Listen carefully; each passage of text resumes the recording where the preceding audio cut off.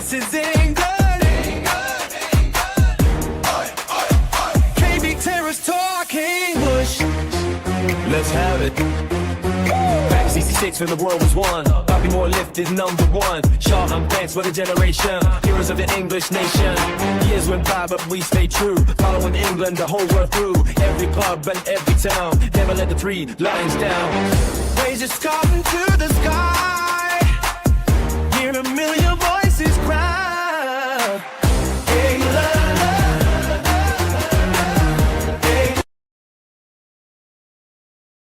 Good evening or good morning. It is literally 2 minutes to 12 a.m. We are still on the 17th of June and you're on KV Terrace Talk for another World Cup watch along. This time we are in England's group, Ghana versus Panama.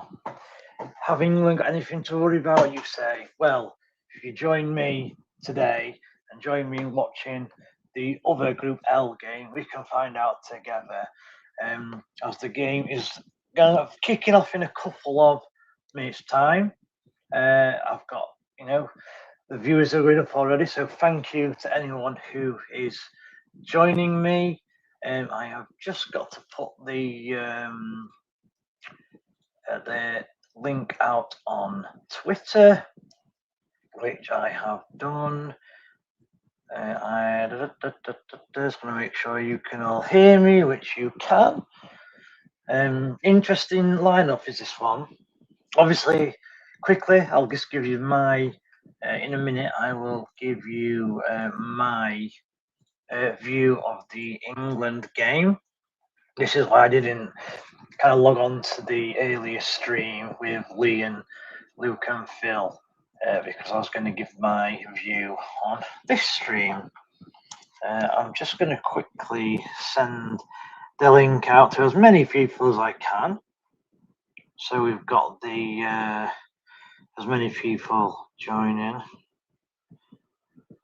Just paste that. There we go. Right, let's quickly go through the teams then, shall we? Now, I'll be honest, I don't recognise a lot of these playing names for either side, so we'll start with Ghana. In goal, Ati Ziggy, Adjete, Mensah, Opoku, Sanaya, Urinki, Semenyu, who we all know is the Man City Semenyu, Awusu, AU, one of the AU brothers, Sulemana, and Nuama. Now, Ernest Nuama, he is again a little bit of a wonder kid, so I'm looking forward to seeing him on the wing. He's a left-footed. I think he generally likes to cut inside. And for those who don't know, the manager of Ghana is Carlos Queiroz, who, Carlos Queiroz has managed to get around a lot of national manager jobs, to be fair. So it's just another one that I've managed to pick up.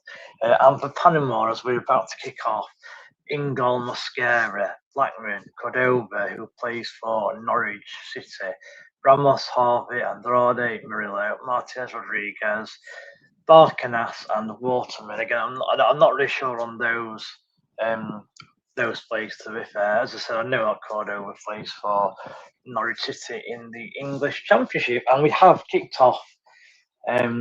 Ghana will be in the yellow and Panama are in the red. And straight away, Panama have possession of the ball. Hopefully we see some goals. I'm just trying to get more viewers into the stream. As obviously the more viewers, the more fun it is. And who's going to be the first one to comment as well? So the first one to comment gets a lucky star from myself. I'll just go and close my door. Just bear with me 1 minute. There we go. Door's closed. Right, just set that up a bit better. There we go. Right then, let's, as we settle down for this game, let's just quickly discuss the England game. So obviously earlier it's finished England 4, Croatia 2. And to be fair, I actually thought England were very good, especially in the second half. I think the first half they probably looked a little bit nervous.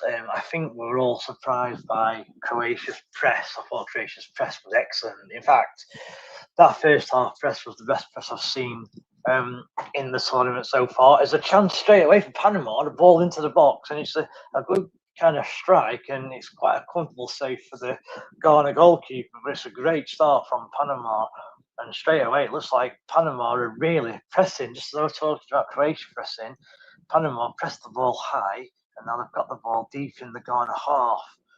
Can we get an early goal? Has Ghana now managed to get bodies behind the ball? Great start by Panama, to be fair. So as I was saying, I thought the Croatian press was excellent in that first half, and I think it caught England by surprise. And yes, England did score 2 goals, but I think that's probably down to the fact that they've got an exceptional striker in Harry Kane. And they've got, if you like, good forward players. I thought Manueke had a good first half. He seemed to cause them problems, and obviously won the penalty as well, which was retaken, which was fair enough. It needs to be retaken because there were an encroachment, and also the goalkeeper had come off his line as well. So, a bit silly by the goalkeeper, to be fair. He knows the rule, so why he's off his line, I don't know. First half, I thought England were a bit average, and I felt that a draw was probably a fair result at half time. I actually thought Croatia probably shaded it slightly, but second half, England were exceptional, came straight out of the blocks. To be fair to the manager, Thomas Tuchel, I think the team talk, what he did in that first half was excellent. And obviously, he's got England playing, and England scored 2 in the second half. They could have had 5 or 6, to be fair. You've got to say the Croatian goalkeeper was excellent, and he kept Croatia in the game. I'd love to see, actually, I'm just going to quickly, I will read your comments in a minute. Just want to quickly check what the stats were of the England game, because I'm pretty confident that England probably had quite a lot of shots and a very high XG. So let's just check. 22 shots, 11 on target, a 2.79 XG. That is really good. Considering they were playing a decent side in Croatia, it's not as if they were playing like a Panama, no offense to Panama, or a DR Congo side, or Cape Verde. They were playing a decent Croatian side. So you've got to give credit to England, you've got to give credit to Thomas Tuchel. I have to say, I am a lot more confident going forward in this tournament now, having seen what the manager did as Panama try and get a shot away there, having seen what the manager did at half time, and he got the tactics spot on. Have you got his lineup spot on? I don't think so, because I thought Anthony Gordon was really poor. Unfortunately, I did think he struggled, and obviously Rashford came on, was excellent. Maybe that was the game plan, I don't know. As Panama come forward again, they've got a great ball into the box, they're queuing up at the back post, decent touch, and they've given it away, and Ghana can break. Tom Brown, good morning, Vez. How well done, mate? Yeah, cheers, Tom. Hope you're all right, matey. And yes, it is good morning now, I guess. 6 minutes past 12. And hopefully I get to see a good game. And Mr. King Bush himself, yes, Bez. Yeah, hope you're doing well, Lee. How was your stream? Did you enjoy the England stream? I kept like going in and out of it. In all honesty, I mean, I started watching it in the second half, and then when the comments was saying a goal going in before it happened, I thought I better turn this off because I don't want to, because I was a bit behind as well on my stream, so I didn't want to, the goal, someone to do a goal had gone in before I saw it, so that's why I kind of came off, and obviously I was in and out of the stream after that. But yeah, it seemed a good stream from where I was sat. I think yourself, Luke, and Phil did a cracking job, and obviously it's my turn now, and this is my second stream of the day. It's KV Toast Talks, I think third stream today. You could say fourth, actually, because we obviously, there's actually 5, because I did a stream at 2 a.m. Luke, Spursy Luke, did a stream at 5 a.m. I did a stream at 6 p.m. as Ghana try and come forward. England stream and then this stream. So 6 streams for K Vito's Talk, which is excellent. And I've done 3 of them. So I'm catching Tom up, and I'm catching Phil. I think we've done the most. I did actually set like a little summary on the spreadsheet to see who had done what, and that reminds me, actually, I need to send the spreadsheet out for the second round group games, because the second round group games, when do they start? So I'll just get up the schedule now. So they start the 18th of June, which, yeah, is today. So I'm going to have to, in fact, I'm going to have to send it out now. So just bear with me a tick, and I'll get that sent out, because we do need it. Let's show me a minute. I know it looks funny we took a photo, but you know, this is urgent. Let's need this completing ASAP. ASAP, as this starts tomorrow. Anyone or 5 a.m. Right, there we go. Let's see what people respond back, shall we? And just one thing I would say is, what do you think of the kind of the setup here? I am trying to make it even more professional. I'm trying to get it set up where this is kind of automatic, and it's got a time run, so you know how long's gone.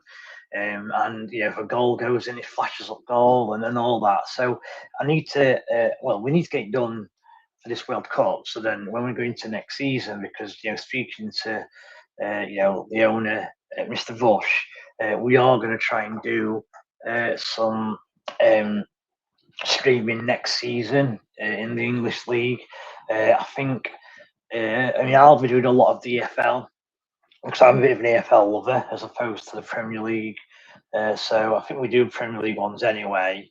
But yeah, I'll be doing EFL ones, so potentially a Friday night EFL game, potentially, I don't know, a Saturday. If I'm not going to Rotherham game, I could do the 12:30 on a Saturday, possibly a Tuesday and Wednesday. We're not sure, but we're looking at doing that. So I'm interested what you guys think. We are also looking to do a soccer Saturday kind of thing, but we'll struggle on the Saturday because a lot of the guys in our team do go to games, so it's difficult to get them in on the Saturday. So when we've got like a lot of games on the Tuesday or the Wednesday evening, then we may look to do like a soccer Saturday, but midweek. I mean, we obviously did. We did run like a podcast a few weeks ago where I was looking at, I think, 4 to 5 games and shouting goal when a goal went in. So I'm just wondering what you guys thought of that. We've actually got like 125 watching already, which is a great start considering it tends to start slow, the views, and it builds up. So really appreciate anyone who is joining us. Obviously, the later it gets as well, I imagine people may start to drift off. Even though I've just said that, the views tend to go up. But yeah, anyone who wants to comment, let me know. I'm looking forward to seeing some of the guys who were on last night, Itchy and who was on, and I can't remember the one actually. There's another guy as well. Apologies, I forgot your nickname, but there were 2 on who were talking quite a lot. And you were on the earlier game, the Portugal game. And there we are, Itchy. Good evening, Vez. You guys do a good job. I said you put everything keep up. And yeah, I really appreciate that. And good evening to you. Did you enjoy the England game in the pub? Because I think you said you were going to the pub to watch it. So did you enjoy it? Are you working tonight as well? I'm assuming not, Itchy, but I thought I'd ask if you're working. And yeah, we are trying to, one of the reasons we're doing a lot of these games is we are trying to gain some traction, and yeah, we are going to try and make this, if you like, a full-time thing. That's the aim of this kind of podcast and this team. And we get that, you know, we do a lot of Rotherham stuff in it, and the Rotherham stuff is the most popular in terms of views. and we know that that's pretty much maxed out. Like we are averaging around 1,500 to 2,000 views for Rotherham stuff, and that's probably the max we're going to get, obviously because of the size of Club Rotherham are. It's a great ball whipped in there by Panama, but there's no one really attacking it, and it's gone out for a throw-in to Panama on the far side. So yeah, we know we're going to have to broaden our horizons, and I know we do a little bit of Premier League stuff, but I think we're going to try and focus on the FL a bit more, across all divisions. So the Championship, League One, League Two. I think that's the aim. Anyway, so watch this space and we'll see. But yeah, I really appreciate you joining. Thanks a lot. Like I said, I hope you're not working, but if you are, good luck at work. And like I said, did you enjoy the England game? What were your thoughts on the England game? Do you think England deserved to win? Do you think they played well? I'm just interested. And yeah, the other person who was on was Brain. So Brain, if you're about in the comments, I know you were in earlier. It'd be good to chat to yourself as well. I thought you put some good comments in both today and last night. Excellent. Let's quickly talk about Portugal as well. I've kind of openly said that I would like Portugal to do well. It's my favourite country in terms of visiting on holiday. I love the fact that the three clubs, Benfica, Porto, and Sporting Lisbon, the three big clubs, I think they have the best policy in the whole of football. What they tend to do is they'll obviously put a lot of money into the youth setup, and they've got three of the best youth academies in the world. A lot of players come out of those academies. And what they also do, and I get it, they have an advantage because obviously South America, Brazil, they speak Portuguese, but they tend to purchase, if you like, players who are seen as good value. So it can be from Portugal, it can be from Brazil, it can be from like Scandinavia. They'll bring players in for cheap and then they go and sell them on. Examples like Porto brought in Falcao from South America and sold him for a lot of money. Porto brought in Jackson Martinez. Porto brought in Hulk. Benfica brought in, I think, Angel Di Maria when he was young. I think Pepe was brought in, the defender. So yeah, there's loads of examples where they bring in these players for fairly cheap and they manage to sell them, and they must make on average 15 million quid a year just through transfers. And I just love the way it's set up, like I said. And on top of that, I think at the minute they've got a lot of wonder kids going through. You can see that Paris Saint-Germain side. Paris Saint-Germain are probably the best team in the world at the minute, and they've got Vitinha, Jar Neves, Nuno Mendes, Goncalo Ramos. All those players come from the Benfica. Benfica and Sporting Lisbon academies, and yeah, it's excellent. And this is why I think in Portugal, when Ronaldo retires, incredibly, I think they'll probably have a very good side. I'll just quickly look at Ichi's comment. Ichi, it's a good atmosphere here in Tokyo. I don't have to all studying games of football. Good lively start. I know what you mean actually there, Tiny. You're in pub, aren't you? And you're obviously watching the game, but you don't tend to watch it 100%. You tend to have a chat with your friends, and then you'll hear like a noise in the pub, and you'll then look at the screen if you're not looking at it already. And yeah, I do get what you mean. You're just interested in England when they go forward and are they going to score. So completely understand that. As I said, I felt that England first off struggled a little bit. I felt they were a bit fortunate to be 2-2. Although Croatia didn't really create a lot. England only scored 2 goals from a set piece and a penalty. It was a penalty, and obviously got a bit of luck with the retake. I thought second half. I think that second half is the best performance of this whole World Cup than anyone else. Honestly, they scored 2 goals. They must have had. I did check earlier that England had 22 shots in the second half. They had 13 of those shots, which meant they obviously had 9 in the first half. And if you take away the penalty, because obviously the penalty would have been high XG, the XG in the second half was like 1.43, which is higher than the first half, even though the first half had the penalties. So, yeah, I thought, honestly, it was just incredible second half for England. If they could perform like that every game, they give themselves a chance. That's all I'm going to say. So yeah, completely agree with you there, H. So let's just talk about the Portugal game then. So obviously they got a draw in their first game, which it's not the end of the world. I half expect England to draw their first game, and Portugal have got easier games to come. Well, they've got Jordan, and look, they'll beat Jordan quite comfortably, and the 3 points from Jordan and the point they've got today will probably be enough to get them through, whether it be first, second, or third, I'm not sure, but it will be able to get them through. To be fair to DR Congo, I thought they put in a decent effort. To be honest with you, they defended relatively well. And like I said, I think Portugal will have easier games, so they don't need to be concerned just yet. Let's face it, England have kind of done similar in World Cups gone by.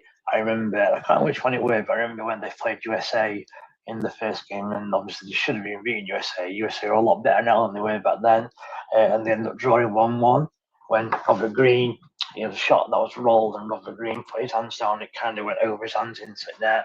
And we all thought at the time that was a terrible performance, a terrible result, but England still managed to qualify and get themselves into the next stage. I mean, they obviously got knocked out. It would have been either 2002 one or 2006 one, I can't remember.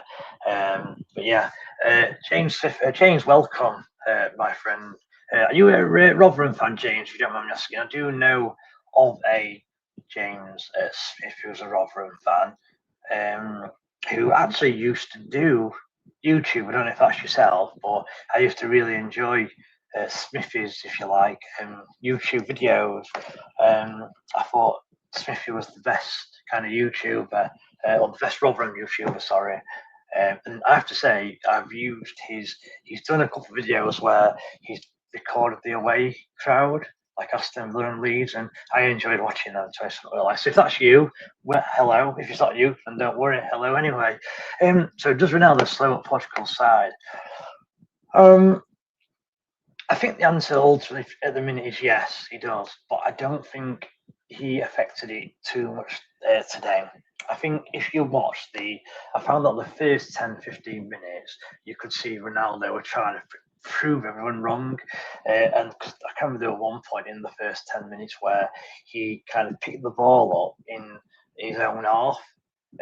When Portugal kind of had possession, and you could see he was running around trying to close down, which he wouldn't normally do. So I think for the first 15 minutes, he was trying to prove himself. But as the game kind of went on, he then started to just kind of position himself, if you like, in areas where he could score a goal. He's obviously got to the stage now where his positional sense is extremely good, that he doesn't necessarily get involved in the build-up play, but he's in the right place at the right time when an opportunity comes along. And I felt he did do that. He kind of got to that situation within about 20, 30 minutes of the game. And the thing is, I said it on our on the podcast, actually, on the live watch along, sorry, that I actually felt the tactics that Portugal had didn't work. I don't think Ronaldo affected it because, you look at Bruno Fernandes, whether you like Bruno Fernandes or not, Bruno Fernandes has been excellent for Manchester United this season.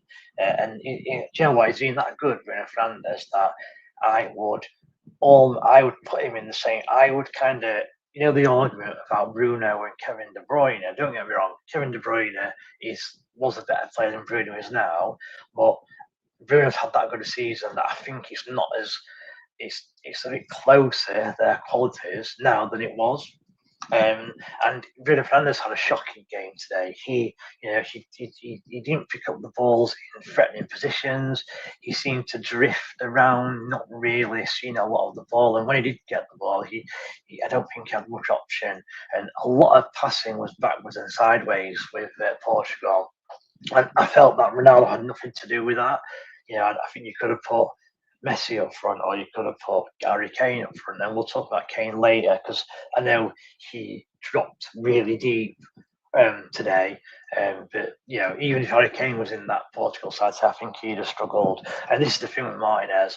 I think he's seen as a defensive coach, and he's bound to be because the English teams that he managed, which where he got his kind of experience, was Swansea when they were in the Premier League, and they would be expected to be compact and try and defend and scrape out draws. And it's also the same with Wigan. He also, he was so used to playing defensive football, trying to get a 1-0 win against all the sides in the Premier League. And that's kind of his upbringing.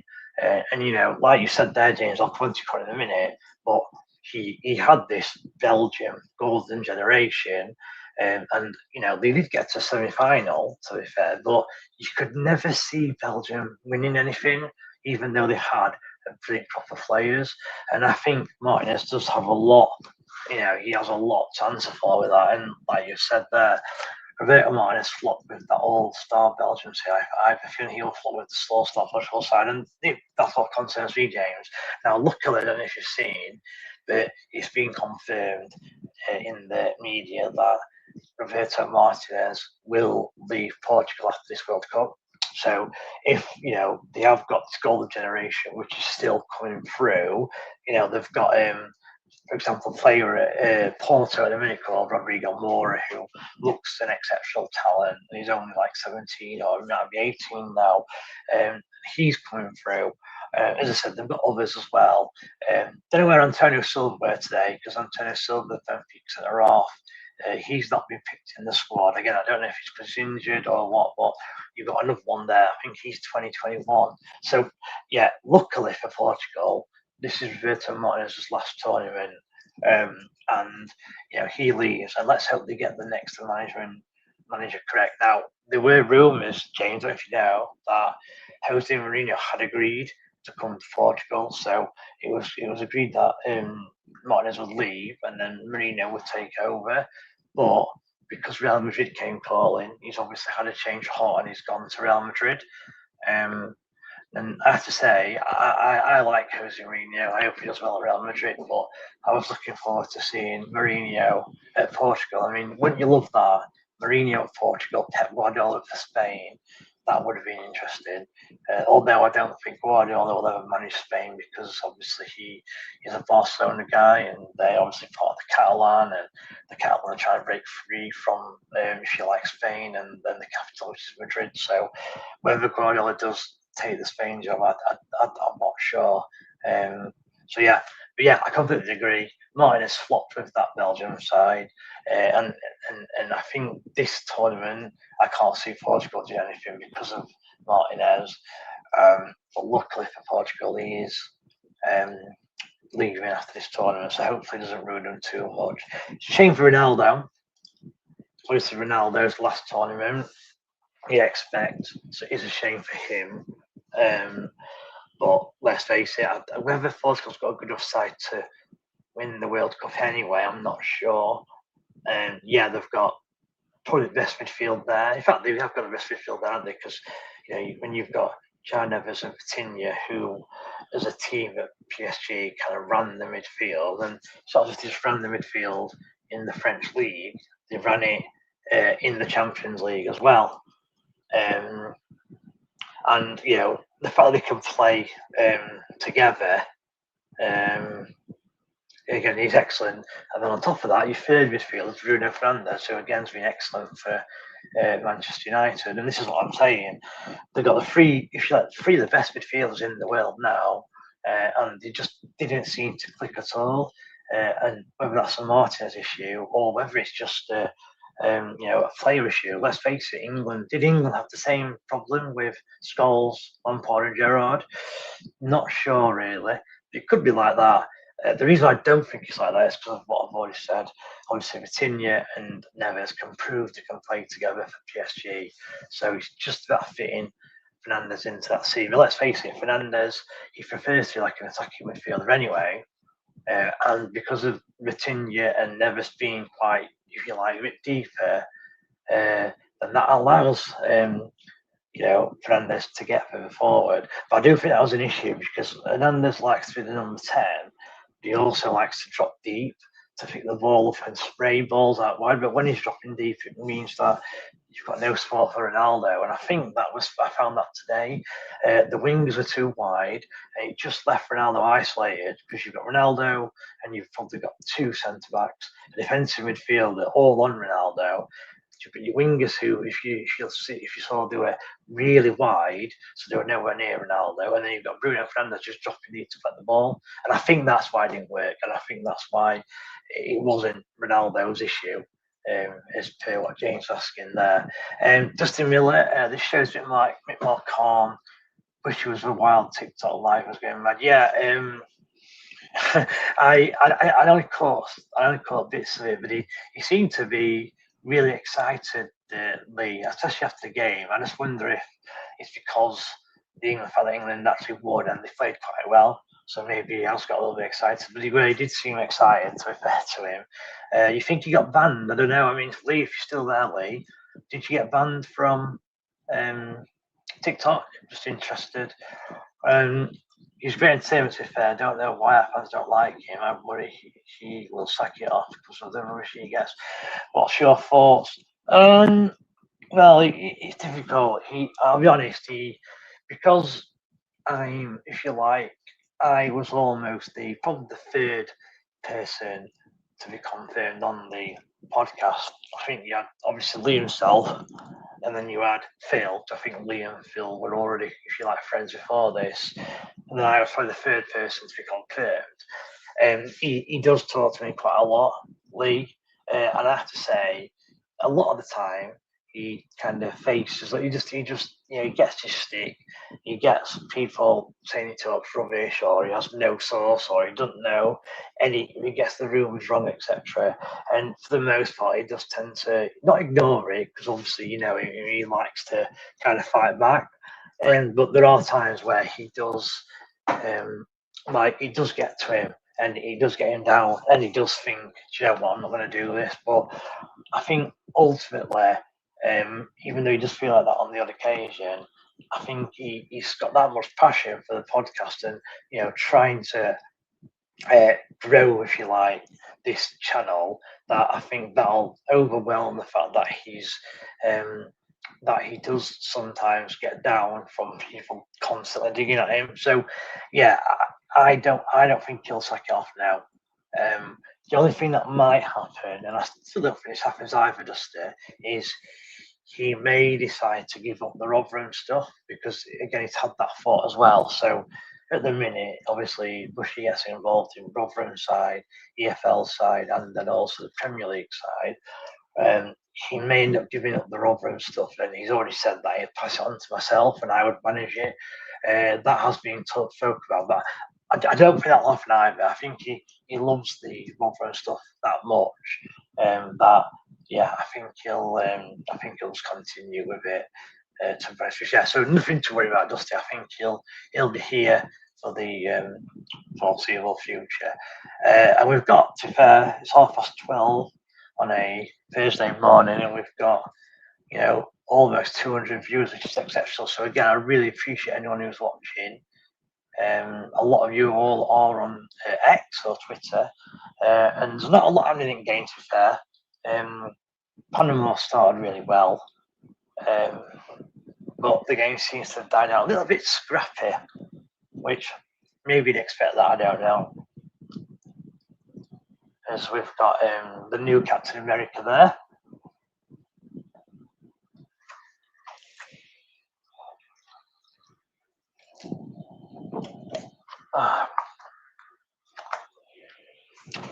Free kick here to Ghana. Can they make it count?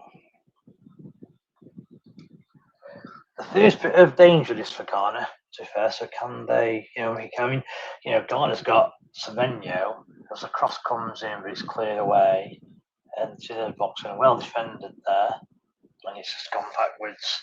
I mean, the fact you've got Semenyo, who he had a great season for Bournemouth in the first half, and then he moved to Man City on an even better season, and I don't think he's touched the ball yet. Interesting. So they need to get So then you on the ball do the Ghana team. Just tell you, yeah, I hope so, because he's a big name with Rotherham. Lots of fans know him, not just Rotherham. So obviously, if you didn't, yeah, you're right. And this is the thing.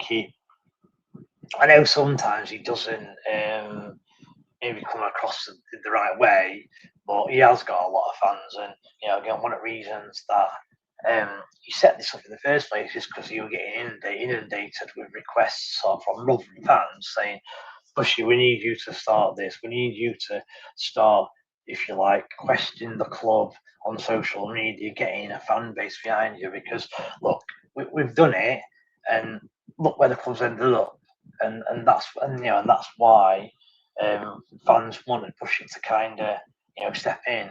The problem is we've done it a little bit late because obviously now we're in League Two. If we could have done this 2 or 3 years earlier, then maybe we could have, taken action. I'm not really sure, to be honest with you. Other Fowler like Callum, Fowler, no, she's going to destroy them. Yeah, he's. I mean, I actually don't mind Callum. To be honest with you, I know he's got a bit of a hatred for Rotherham for some reason. I don't really know why. I know he claims that he doesn't, but I mean, I know he said that he thought Rotherham would go down last season. He got it right, but the issue where he got it right for the wrong reasons. That makes sense, because he was saying that the reason it'd go down was because of the way they were defending. At the end of the day, Rotherham went down because of the manager. I think if Rotherham had a different manager rather than Matt Hanshaw, like a more well-known manager, I don't think they'd have gone down. I still think the quality of the squad is okay. So yeah, I do think he's, the season. What I was going to say is the season before, he thought Rotherham would go down, and he kept saying that, and Rotherham ended up finishing one place below Barnsley. So you had Rotherham going down all season, you had Barnsley going up, and they finished literally next to each other. So he has got a bit of a hatred. As they've all got played in there, like it could have been a penalty at one point, but the referee's not doing anything for Panama. So yeah, I actually like Callum, but I think for some reason he just doesn't like Rotherham. I know he's got his girlfriend or his wife, whatever. I know she's from Rotherham, so I don't know if, and I think he lives in Rotherham as well, Callum. So I don't know if that's why he has a downer on Rotherham. I've no idea, but he does seem to. It's fun when Rotherham fans lose. I enjoy Quincy's rants. Yeah. To be fair, they are quite entertaining. I mean, it's hard at the time because you're not frustrated that Rotherham have lost, but when you kind of watch them back a few days later, they are quite funny, and I think he does get lots of views as well. To be fair, so yeah, it is quite funny. It's because he hates Bush out. They had a massive banter years ago on Twitter, which made him look stupid. Yeah, I don't really know what happened. To be honest with you, just there. I do know they've had a lot of banter and back and forth, but I don't actually know what was said and what wasn't said. I mean, the thing with Callum as well is, like I said, he has got some hatred towards Rotherham because he says Rotherham and Barnsley to me are very similar clubs. Yes, I'd admit that Barnsley had slightly more success than Rotherham in previous years. Barnsley were the longest championship side at one point, and they've obviously also had a stint in the Premier League. They also get 2,000 or 3,000 more fans, but that's all linked in. The year they're in the Premier League gained them fans. And that's why they get the 2,000 or 3,000 more. If Rotherham going to the Premier League, I'm sure they'd get 2,000 or 3,000 more. And also, Rotherham's ground only holds the 12,000, and they'll never, because it's 12,000, they'll never be able to average more than probably 11. I remember my sister, she wanted to get a ticket for her son to watch Rotherham, and she asked me to do it, and it was one of the I think it was other games actually where it was a quid a kid, and there were no seats where you could sit together, so she didn't buy one. So I'm sure that happens a lot. To be honest with you, I was disappointed that Rotherham decided to just build a 12,000 seat stadium. For me, it should have been 15, and that's one thing where I think he's right on Donny. They did build a 15,000 seat stadium. Yes, it does look empty a lot, right? But number one, Rotherham are a bigger club than Barnsley. Two, Rotherham being the Championship most years since moving to the New York Stadium. Although that's going to probably get changed now, and because of that, they would have averaged, I think, 12 to 13,000 inside a 15,000 seat stadium. So yeah, that disappoints me. To be honest with you, that they didn't build that. But what I was going to say is, Rotherham and Barnsley is still very similar. But he thinks that Barnsley is miles bigger, which they're not. And the fact he also thinks that Doncaster are a bigger club than Barnsley is ridiculous. Rotherham are constantly above Doncaster. Yes, they're not going to be next season, but in my lifetime, I think Donny have been above Rotherham maybe 5 seasons, including next year and this year, maybe 6 or 7 then.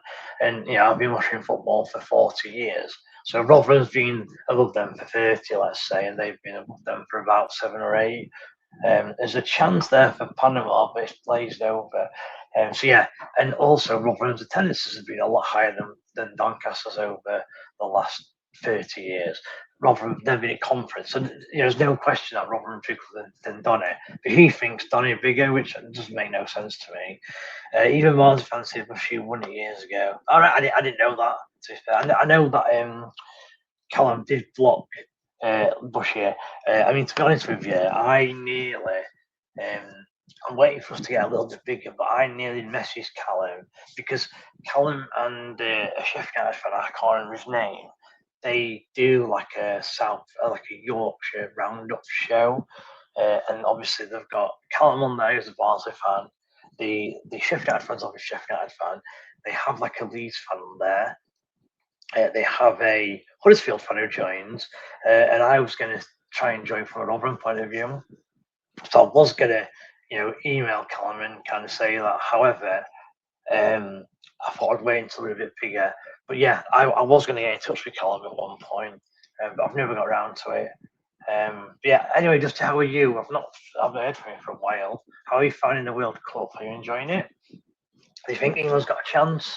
I mean, after obviously today's performance, I think they've got a better chance than they did before the start of the tournament. Just my view. Is with 38 minutes gone in the Ghana Panama game, and it's still 0-0. Not a lot's happened, like I said. Very scrappy game. I mean, you'd expect Ghana to probably win the game. To be honest with you, I mean, let's face it. England beat Panama. Were it 6-0 or 6-1 when they played them last time? So I expect the same. And Panama are actually on top. And it's a great ball. And he's in. Is he going to get there? The goalkeeper gets there. As Panama, it's a good ball in. It's cleared. And Panama are all over Ghana here.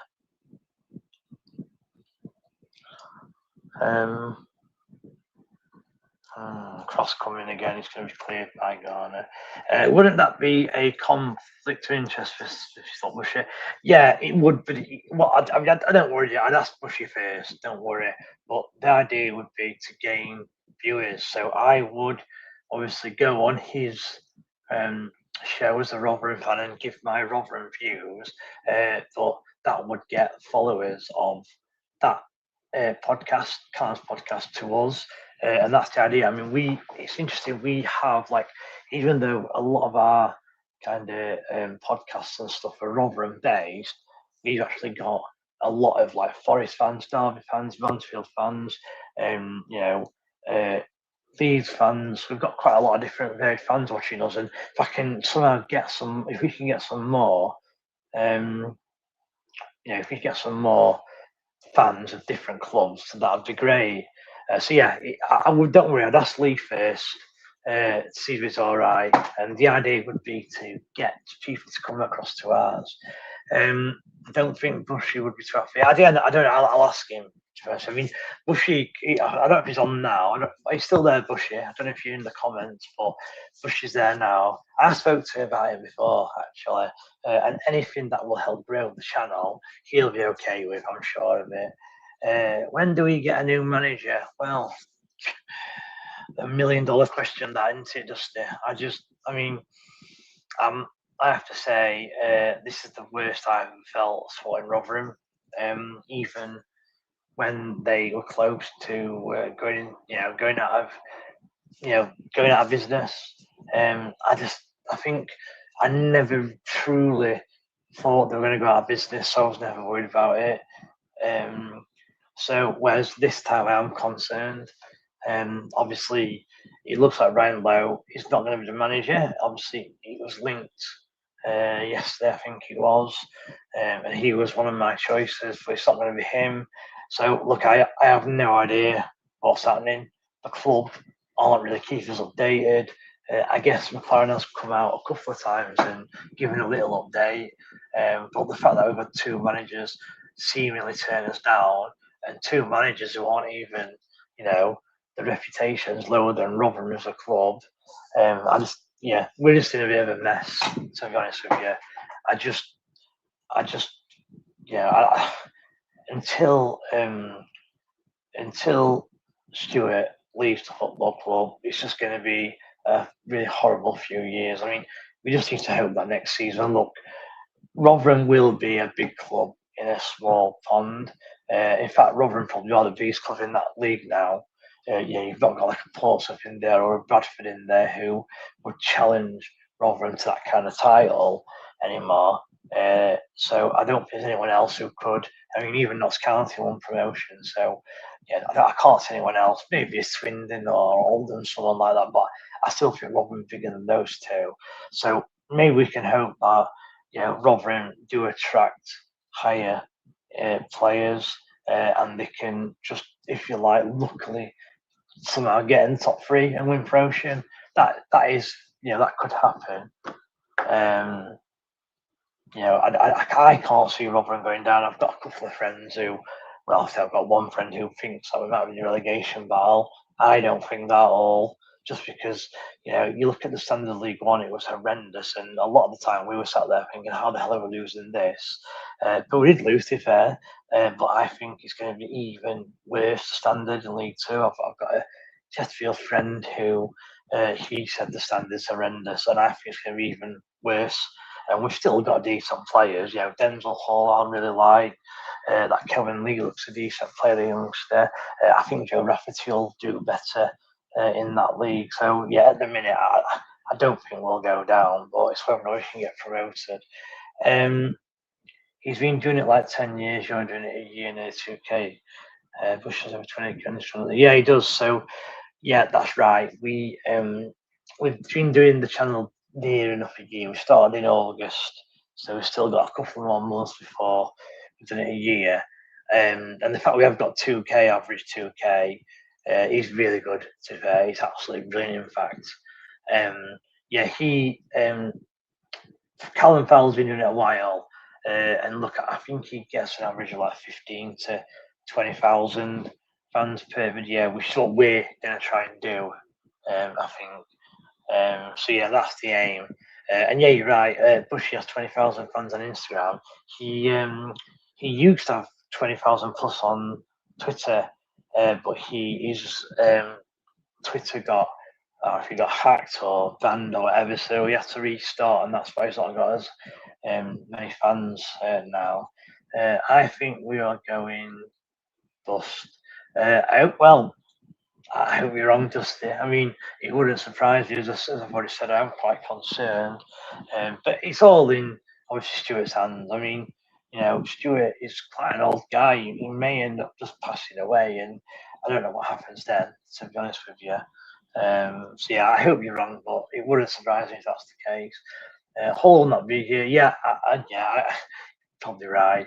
My only saving grace is that he had a good start, Hall, to the season, but when they were going back tough, he was quite poor and he got injured. And I think he one of the players who kind of, I can't play today, Gaffer, because my finger's hurting. I think he's under them, and because of that, I think it could put teams off. Could be wrong, but I just hope it could put teams off. And if that's the case, if he can stay and be in Rotherham's side, I think he'll find he's a very good player, especially at that level. James Smith, Rotherham are going to get all of a pitch so they can properly train.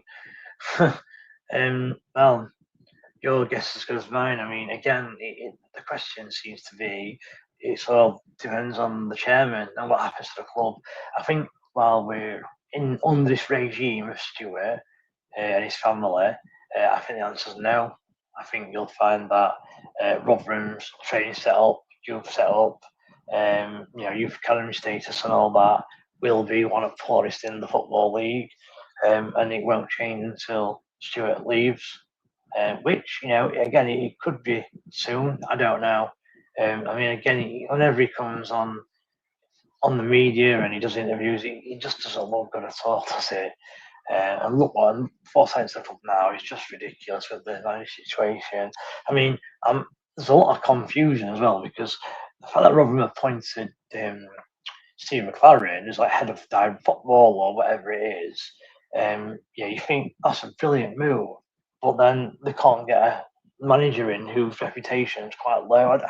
It's just also confusing to me. So yeah, as it stands now, James, I can't see what I'm getting all over the pitch. And you're just going to continue to get injuries because the pitch isn't playable until Stuart leaves, and then if someone takes it over, hopefully they do a bit of a Ryan Reynolds kind of thing, and they not just improve the team, but they improve all the facilities. That's all we can hope for. The state Bashir Flan and says he wouldn't ever do for Callum. All right, I didn't know that. I mean, as I said, I've spoken to Lee about. I said to him that I might message Colin regarding going on, and he was fine with it. So we'll never do anything with Callum as a podcast. I don't think anyway. But as I said, I would maybe try and, if you like, get some of Callum's or go on Callum's podcast if he'll allow me. He might not allow me for all I know, and hopefully get some of his viewers because we try and I'm the same really. I try and pride ourselves on our football knowledge. It's not a case of knowing how many goals Michael Smith scored or how many goals Fortune West scored. It's what's Michael Smith good at. He's good with his back to goal. He's got a great first touch for a big man. It's details like that, which is what I kind of thrive on. And if we can show that we're into that sort of detail, I think that's how we can then grow the podcast. And I also think that that's something that Callum would like on his podcast as well. So we'll have to see. I just have a class manager. Yeah. I mean, at this stage, at first I didn't want that, but at this stage, I'd take anyone at manager at the minute. It's getting that desperate. I don't think it's a good idea. Yeah, fair enough. Like I said, the thing in this kind of area, social media and stuff, you are better trying to connect with the people because that's how you get your viewers. We're trying to get into a situation where we have enough viewers per video that we can do this full time, and if it means linking up with a Callum Fowler or someone along them lines, then we're going to have to do it. So if you're Lee, you'd have to suck it up. To be fair, so yeah, it's all about getting views. At the end of the day, and that's what we're trying to do. Like I said, we know we're near that anyway. I wouldn't even reach out to Callum until we need to be for my averaging probably 5k per video until I feel like I have a conversation with anyone else about collaborating, let's say. So yeah, I wouldn't worry about it. Yeah, like I said, me and Lee are in. We have conversations daily, and we have like board type meetings like every month. So we are trying to be as professional as possible. And even this, like I look at itself I've got here, and he looks okay. With the teams, and he's got the score there. But we want it to be a lot better than this, to be honest with you. Like I said, I've been trying to get it better. I just can't work out a job. No, I think he does do it full time. I think Callum does it full time. I could be wrong, but I thought that Callum Fowler did it full time. Because I can remember mentioning him on because the thing with Callum is it's not actually his views. It's not his views what get him the money. And just by the way, it's half time gone at Panama 0-0. It's the way he gets his money is like the sponsorship. Like he'll obviously I think he's got some sort of betting sponsorship, if I'm honest, and every day or every week he'll put betting odds on and he gets money through that. No, I'm not obsessed with him. I'm just, it's not about being obsessed. If you want to be successful at this, you have to follow other people's leads. And that's all it is. The thing with there's not a lot of EFL content out there. You've got I actually love the Not Top 20 podcast. I think that's the best podcast around. I think the guys on there, they're really knowledgeable. I think they're quite fair with how they talk about each club. I love them. I can't remember the name. Was it Ali Maxwell? Is one of them. I can't remember the one, but I actually really enjoy theirs. I don't. The thing with Callum is because he don't like Rob Room. I tend to be hot and cold with him. Like I'll listen to him, and then when he says something about Rob Room, I'm not listening to him for ages. So I actually don't view his content that much. To be honest with you, as I said, he's just Callum's in a situation where we want to be. Ultimately, we want to be where that Not Top 20 podcast is. That's where we want to be. But the steps before we can get there, and Callum's like one of the steps there. To be fair, I know he's got a joke. I think he did, but you could be wrong. See like Callum thought, yeah, I will stop talking about him now. Then I think it's the best. I think this is the best show and advertising very well, mate. I'm not really sure what you mean by advertising it. To be honest. I think this is the best. You're not advertising it very well, mate. I'm not sure. Advertising what, mate? I don't know what you mean. I'll stop talking about Callum now. Anyway, we've not really focused on the game too much. It is half time. It's Ghana nil, Panama nil, and I'm actually going to take a little break actually because I normally when I'm on my own I tend to take a break from the football. So I'm going to take a break. Saying other podcasts are better. I ain't said any better. I said that we're trying to get to the level that Not Top 20 podcasts are. They get like 60,000 views, I think. I'm not saying it's better. I'm just saying that they get more views than we do, which is a fact. I hope you ever said another podcast are better. That's just where I want to be. So they get more views. That means it's better. Okay, fair enough then. That's where I want to be anyway. We want to be getting as many views as we can. So as I said, I'm going to take a break. It is currently Ghana nil, Panama nil at half time. Not a lot's happened. I think Panama started really well. Ghana's not really got into the game. Panama looks slightly the dangerous side, but not a lot of goal mouth action. I've got quite a lot watching. I've got over 200 views, so I really appreciate people in there. And Dusty, I really appreciate your comments as well. I know you're saying what I'm saying is not very good, but I do really appreciate you commenting and keeping me going. It's difficult to do this when you're on your own, so I really appreciate that. And I hope you don't go away. So I am going to just take a bit of a break, and I will be back. I just want to double check that we have got a there we are. I will use that. So I will see you all in about 10 to 15 minutes time. So cheers, don't go anywhere. Cheers, everyone.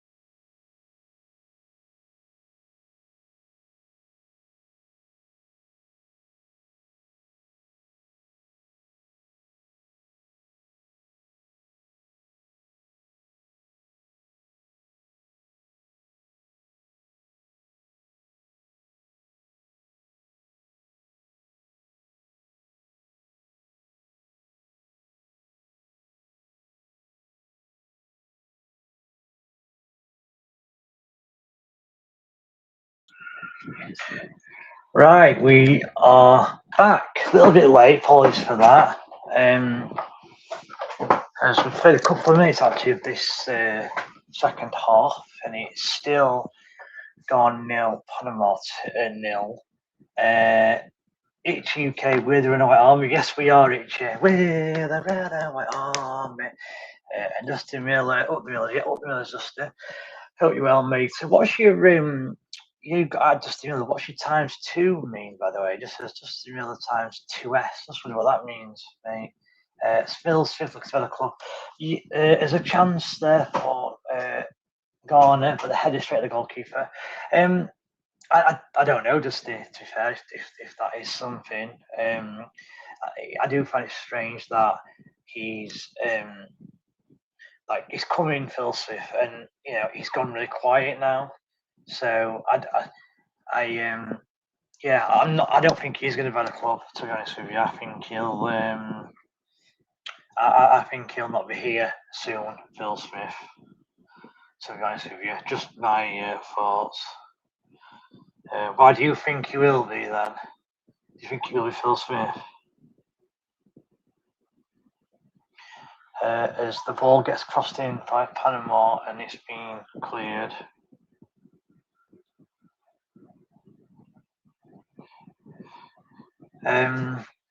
Some money coming in. Yeah, I just can't see it, Justin, I'm afraid. Really can't see it. I hope you're right. I just can't see money coming in, unfortunately. Where do you think money's coming from then, Dusty? Like, what have you heard?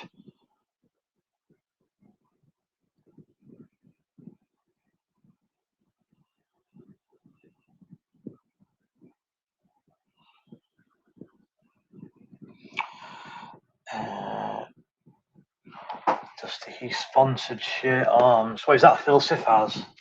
Right, okay. Again, I know we've seen the kits, but I've not seen who the sponsors are, so I'll just take your word for that. But yeah, I don't think Phil Sif will be here too much longer, to be honest with you.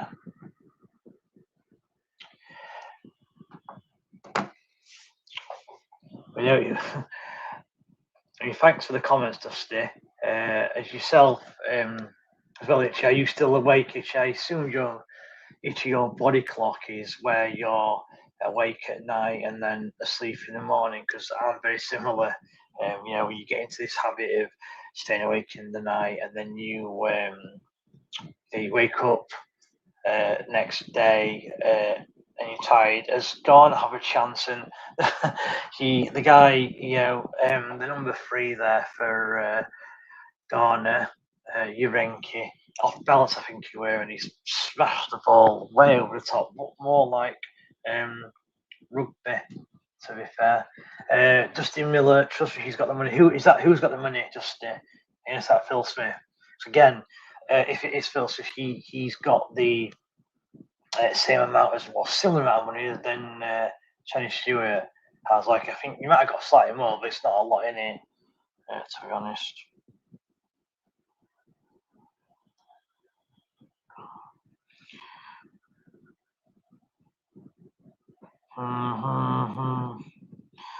As the ball is crossed in there. I mean, they still don't look like there's a goal coming. It's Garner on the attack. Can he beat his man? Good tackle by the Panamanian. Right back, and I tell you what, he's done exceptionally well there. Murillo, absolutely brilliant there. Fair play. And Panama, to be fair, they've been excellent this half. They've been absolutely excellent.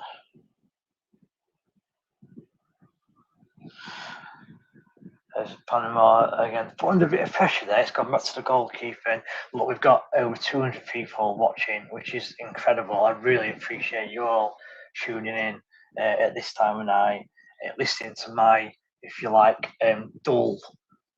dulcet tones, we'll say, rather than dull. As Panama come forward, ball's played, and he's going to get a shot away. He's cutting inside on the edge of the box now. Panama, they're trying to work an opening, and it's cleared by the Ghanaian defence.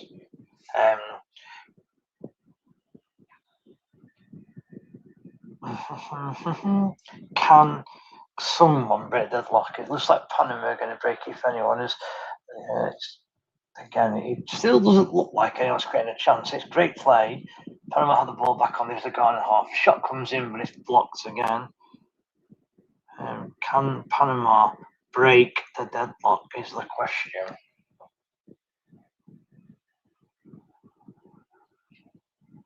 And the ball in and headed over. So Smith will cook with Steve. Phil Smith, take over close, money coming in, Middle East. I think Dusty, we know who you are now. It took me a while to work it out, but yeah, we've realised who you are now, Dusty. So, not heard from you for a while. So welcome back, sir. Just takes, all right. Take these photos. Yeah. Take over close. I wish you were correct, but I just can't see it, mate. Middle East money again, highly unlikely. She's going to sack you in the morning. I mean, he's already sacked yourself, so at least I've lasted longer than yourself. Oh dear me. As Ghana and Panama still 0-0.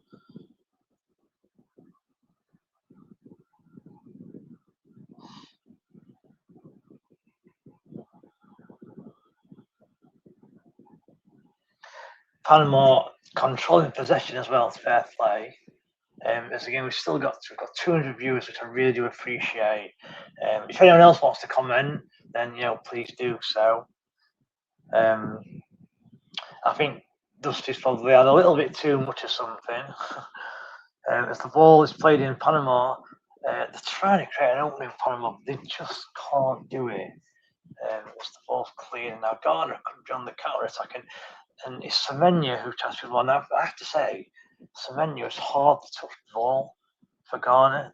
Ghana have been really poor in this game. Really terrible. Has Ghana come forward now on the left-hand side? Can they create something? It's a great ball in, but it's again, no one's anywhere close to it. As New Armour picks it up, and it's a goal kick to Panama. Panama still on top.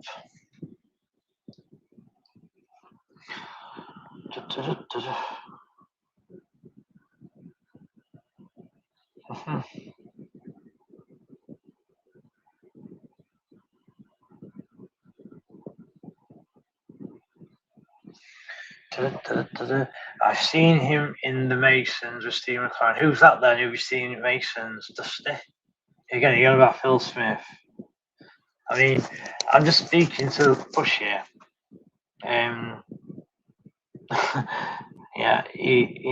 Apparently you were saying, Dusty, that your takeover was taken, was happening all last season.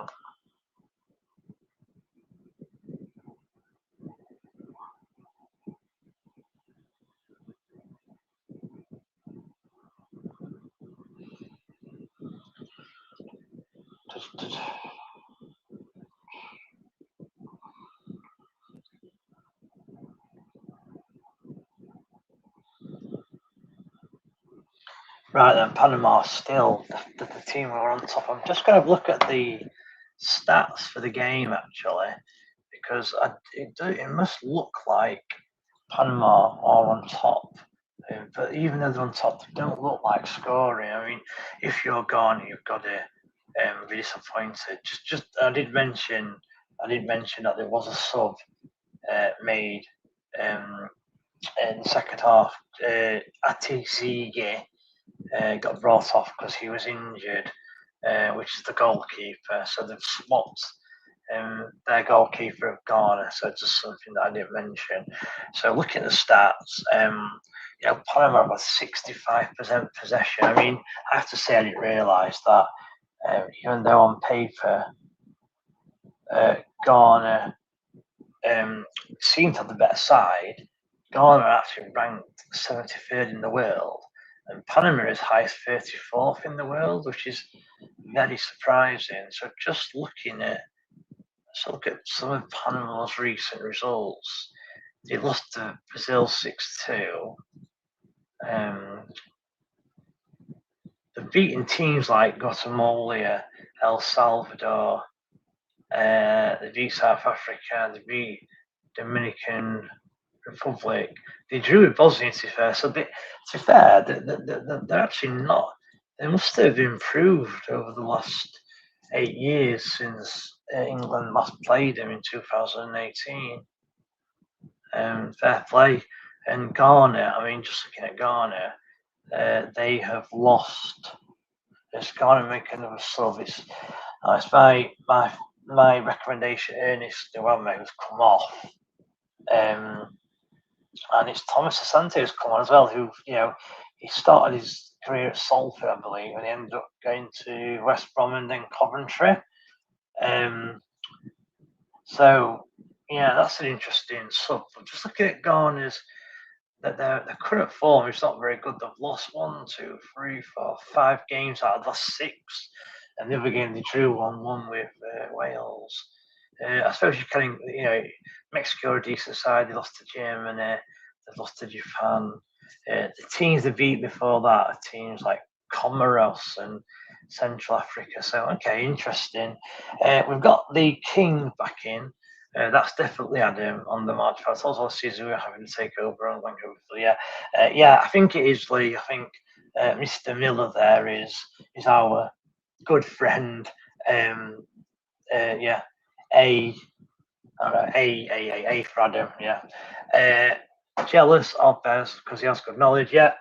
Cheers, Lee. I appreciate that. And yeah, Lee, incredibly, we've got 207 views at the minute, which is incredible for this time of night. Again, a lot of them are on X, but yeah, anyone who is watching, I don't know if you're still there as well. Itchy, yeah. Yeah, just wonder if you're still there or if you've fallen asleep. Does Panama have a chance here? Oh, he's hit the side netting. Panama there. Martinez with half a chance, and he slipped as he had the shot, and it hit the roof of the top of the side netting. But Panama are getting closer. Ghana this can't get any momentum at all. Ghana, and I have to say, so far this has been the worst game of the tournament, which incredibly falls on me watching it. It's interesting because it looks like it's raining there as well. They've just shown like a footage of like a player slowed down. You can see the rain particles coming down as Thomas Asante there tries to win a free kick, but it's gone out for a Panama goal kick.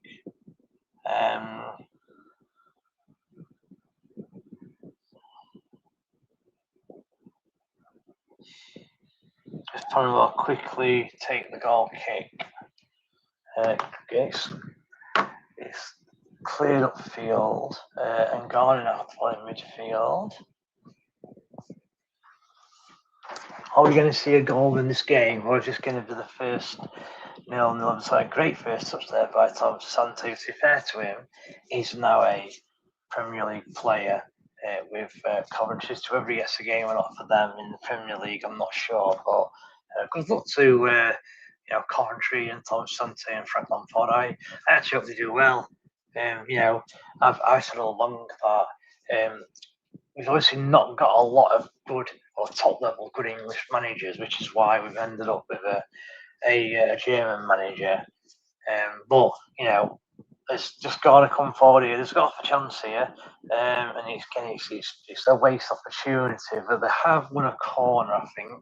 Just a corner for Ghana. As I was saying, not many top level English managers. Wish I've gone for a German manager. But I always like to see world class players get managers' jobs. So you hope that Frank Lampard could be that man. I actually really liked Steven Gerrard when he was at Rangers. I thought that he was going to be a good manager, and he didn't really fail at Aston Villa, but as it's a great ball, and it's just cleared everyone there. The corner from Ghana, and it's out for a goal kick to Panama. And yeah, as I said, Steven Gerrard, he didn't really fail Aston Villa, but I think with the money that was spent, they were expected to do a lot better than they were. I think they were expected to be like challenging top 8. I think he was like 14, 15, and that's why he got sacked. So he wasn't like a bad. It wasn't like he performed badly. But obviously, Aston Villa were looking for something more. And the thing is, Gerrard's now gone abroad to Saudi Arabia. I don't really know how he's getting on, to be fair. But yeah, between Gerrard and Lampard, I wanted one of them to be the England manager. And you never know, Lampard could potentially be the manager in the future. So yeah, we'll have to see, won't we? We definitely need an English manager, that is. We need. So Dustin Miller, who's Adam? When you're right, Dusty, it's just a bit of a joke. We know who Adam is, don't you worry, matey. Right, chuffed. Morning, Bears. Just thought I'd say I'm working again tonight, so can't engage much, but I'm listening in when I can. Have a good rest of the show. Cheers, Dan. Really appreciate that. I appreciate you joining in. What is it you do then, Dan? You obviously working nights. What is it you actually do? Is it a job where you can, listen into a podcast or a YouTube stream or watch a game or what have you? Is it that sort of job or not really? Just interested.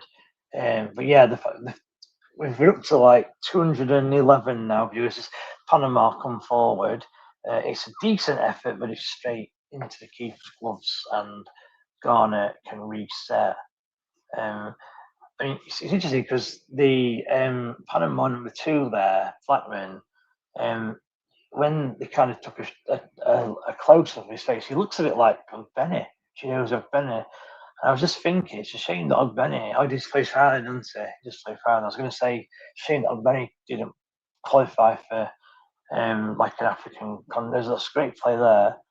And Ghana have a chance here if they can pick it up. No, they've lost the ball, and Panama can break. Yeah, but obviously he does play for Ireland, so it's a shame Ireland didn't qualify because I'd love to see Ogbenny in the World Cup. Although he's not the same player he was. Obviously, he got that bad injury. To be fair to Benny, he's had a couple of bad injuries. He got a bad injury at Rotherham. I remember when he got it, and that's the reason Rotherham went down that year.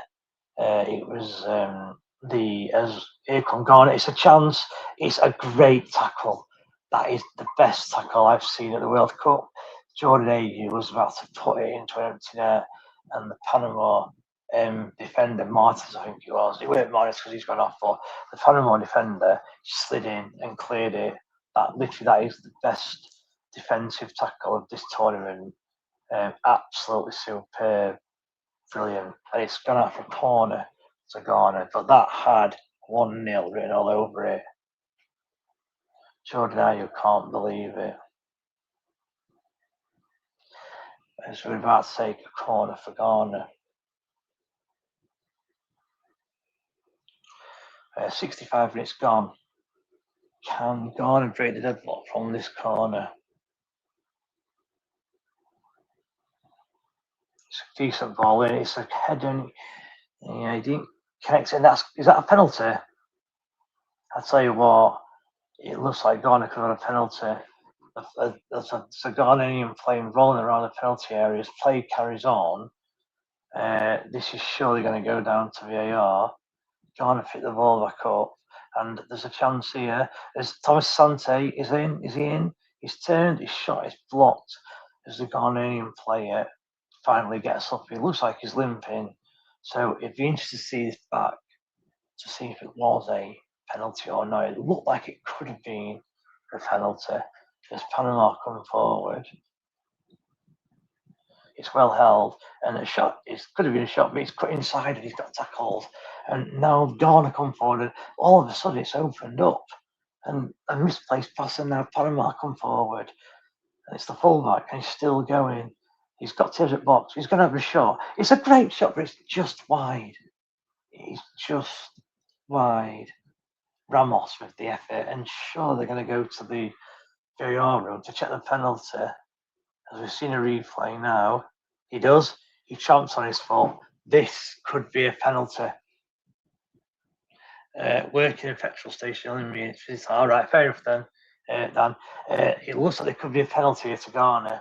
To me, that's a penalty.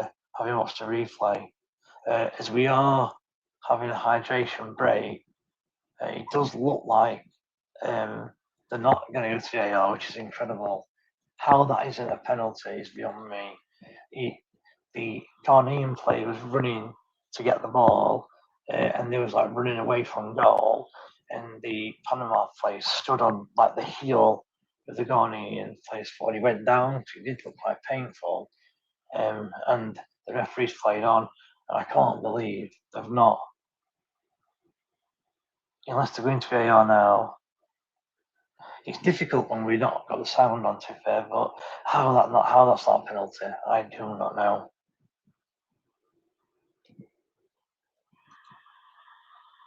Yeah, they're not going to VAR. I don't believe it. I honestly can't believe it's not going to VAR. It's still 0-0 as we are on hydration break. And obviously, so Rachel, both actually showing me and it's physio on even at this time. Yeah. Do you also, Dan? Just interested. Do you have to, in a petrol station at night, you have to have your little window open and no one's allowed to walk in shop? Is that the case where you are as well then? Because it used to frustrate me. I would, I'd get home from the cinema or whatever at 12 o'clock midnight, and I'd go to a shop to get something to eat, like some sweets or whatever, and you won't be able to walk into the shop. And so I'd go to the window and I'd be like, you know what, I can't go to get into a walk around shop to get me something. So I wouldn't have anything. So you'd almost like, a sales crusher to me. So I just wondering if it's the same way you are. I think I'd, if it were me, I'd make you go and get, oh, can I have this, Dan? Can I have that? Can I have this? And get you walking hand shop. As we have got a hydration break, and again, a lot of controversy on the hydration break where it's been, when a team's been on top and the hydration break has stopped the momentum then shifts to the other team when the play's back on. I have to say, I agree with what Tom was saying earlier on the Portugal game, where, no issue on an hydration break, having a drink, hydrating yourself, but do it away from the where the benches are, the managers. There shouldn't be any tactical changes. It's just actually, obviously, I did mention it at the start that the Ghana manager is obviously Carlos Queiroz, and it's interesting because Carlos Queiroz he's managed a lot of nations at World Cups, a lot of the smaller nations, and I was listening to the kind of the pundits, if you like, on ITV, and they're saying that he's naturally a defensive coach. I think that's what's happening here. I think he's obviously playing a defensive game, and he's playing on the counter attack. But the problem with that is Semenyo has hardly got into the game, and you need your best players to be involved in the game as much as possible. So to me, he needs to change his tactics. This is the easiest game that Ghana will have. England and Croatia to come. As Semenyo now picks up the ball, he's running towards goal. He plays it out wide, and then he runs into the box. It's a decent ball across, but the goalkeeper collects the ball just. That's better from Semenyo. He's got involved there.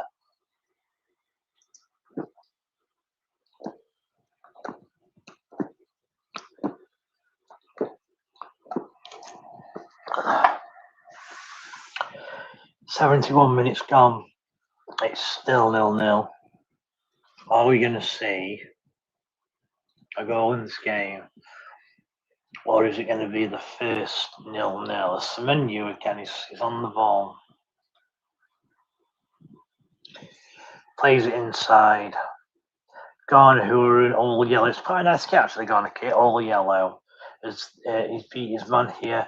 and the Ghana and the Panama defender there has brought him down, and it's a definite yellow card. I think it was Blackman who fouled this man. It looks like the substitution player who came on, he's done well to beat his man. He's got in front of him, and then Blackman has brought him down. It's Fatu, so is it the Leicester City player? I think Fatu. He's done well there, to be fair to him. They need to get this kid on the ball now, Fatu, and get him attacking the left back, who is obviously down a yellow card. Caesar Blackman on a yellow card, and maybe could get him. So, I mean, there's not been a red card, has it, the World Cup? Just realised that we've had 0 red cards, and I'm pretty sure. I'm pretty sure that in the last World Cup there was quite a lot of red cards as the ball's played in. It's a header at the back post, and it is just wide. Again, it is Adjete, who is won a couple of headers in the box. He's a tall lad. He looks like, he's 6'4", and he's won the header there. He's unlucky. He's headed it down. It's just gone wide of the post. And Ghana have kind of come into the game a little bit now.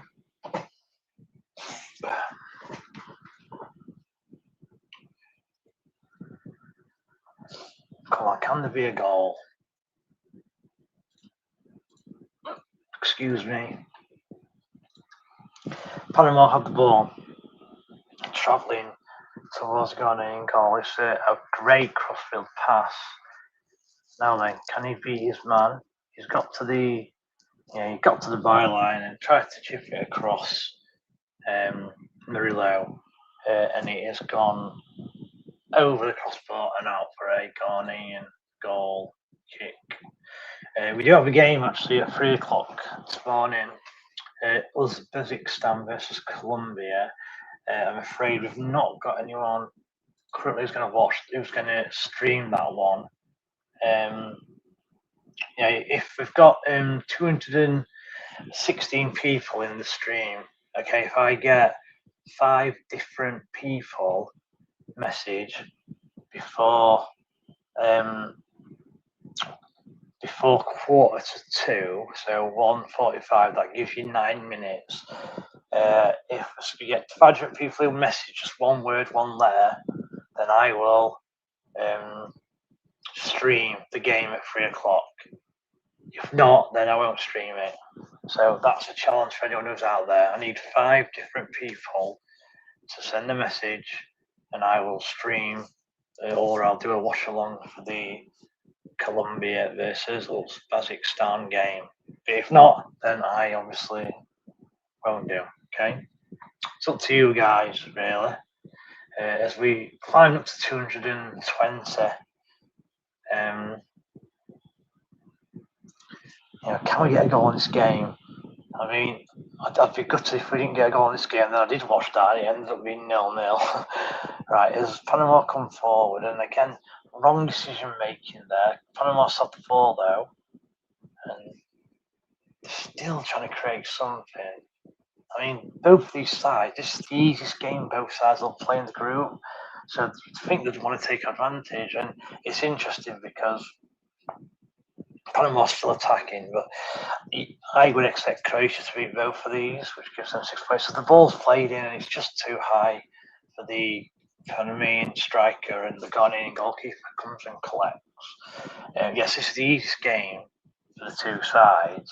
I'd expect Croatia to beat both of these, so they'll get 6 points. So if these end up drawing this game, they're going to get a point each, and that is going to knock them out. That's going to knock them out. There's a foul there on the Panama player.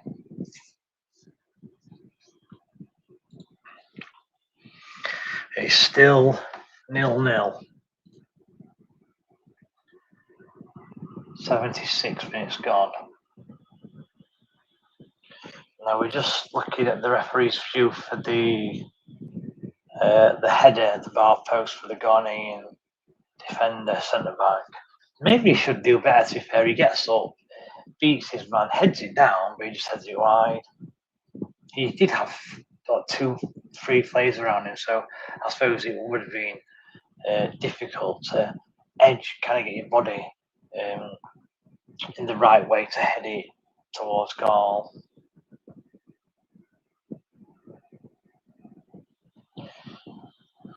It's really warm in here as well. Obviously, I have to have the door closed, and it doesn't have to get warm in here when you've got all your computers on and stuff. I've got this little fan here that's keeping me slightly cool anyway.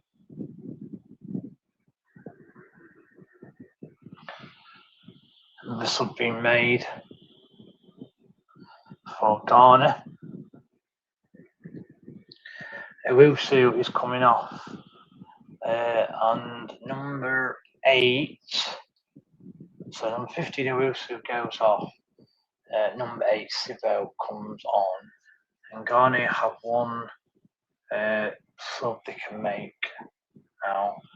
They still need Semenyo. Ghana have still got Semenyo and IU, Jordan Ayew on the pitch, both up front. They've also got Thomas Asante on the pitch. They've got 3 strikers on there. I think they are going for it, to be fair to them. There's again another soft free kick given to Panama. I still can't get over that penalty decision. To me, how is that not a penalty? If the ball's played out wide, Panama on the left wing. Again, it's bad touch, and Ghana can counter now. And Ghana is another foul, and it's going to be a booking, I think. Now, to me, that's a booking. I mean, I have to say the referee, he's given a lot of decisions against Ghana and for Panama. I still can't get over the penalties I've already mentioned. How that were the penalties beyond me. As Ghana had the ball, Semenyo has the ball. He's trying to keep it, but he's going backwards. He's deep in his own half now. They need to get Semenyo on the ball in a one-on-one situation with a fullback, a Panama fullback. They've just not done it. They've not done it once. Again, it's the tactics. Why does those that cause chaos keep getting these jobs? I mean, he was a brilliant assistant manager for Alex Ferguson. He's never been a manager. He's never been successful as a manager. Right, Panama have the ball. It's gone after it. Ghana throw in though, and Ghana taking the throw in quick. I think the cameraman kind of lost his grip there. So I did say if we got 5 different people commenting before 45, I would stream the Colombia game. So at the minute we had none, so it doesn't look like I'm streaming that game, which means I can get to sleep. Good for me. Right, then Semenyo is on this left-hand side, closed out instantly by 2 Panama players. I think it's safe to say that England have got nothing to worry about against these 2 teams. And it wouldn't surprise me. Well, England will pick up 9 points now, and you can also rest and rotate their final players in the final game because they're going to be on 6 points. What is it? A week today? It's Tuesday next game. Yeah. So a week yesterday, England played their next game. Long throw into the box for Ghana, and it's headed on by a Panama player, but they've managed to come away with it.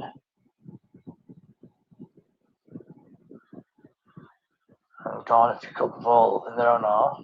It's a decent bit of play, but again, just given away easily by the Ghanaian team. 9 minutes to go. Can one of these teams break the deadlock? I mean, like I said, if they draw this game, both teams I feel will get knocked out because I think that both teams will. I think that both teams will lose to both England and Croatia. Even with England's reserve side, they'll lose as well. And Semenyo there loses the ball easily. He's been horrendous. Semenyo. He's not been all there. And again, frustrating there from Panama. They've got the right wing back who's attacking, Murillo, and he's free down the right, and a ball got played into the striker's feet. All you have to do was play a side pass, and he just missed it. It's a simple ball as well.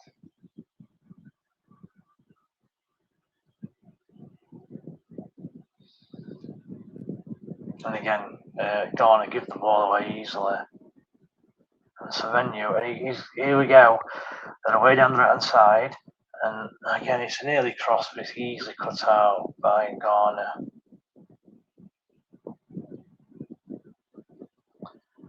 And the centre half's done really well. It always does. I tell you what, the Ghanaian number 4, Adjete, he's been excellent, to be fair. He looks quite commanding. He's defended really well. I'd like to know, actually, who he plays for, that Adjete, because I've really been impressed by him. So it's Jonas Adjete. It's a Wolfsburg, yeah, fair enough. Again, a chance for God to break and just the wrong pass again. So he ended up at Basel, and then he's gone to Wolfsburg for $9.5 million. And I have to say, he has been impressive. To be fair, I'm really very impressed with him. He only played 4 times though for Wolfsburg this season. Did they? So I wonder if they set him out on loan. I'm not sure. I'll tell you here. Anyway, still 0-0. Ghana 0, Panama 0. 85 minutes we're into now. Are we going to get a goal, a breakthrough, or is it going to be the worst trials of my life watching this game? We've got 220 viewers at the minute, which I really appreciate. As here come Ghana, and the cross is blocked, and it'll go out for a Ghanaian throw in.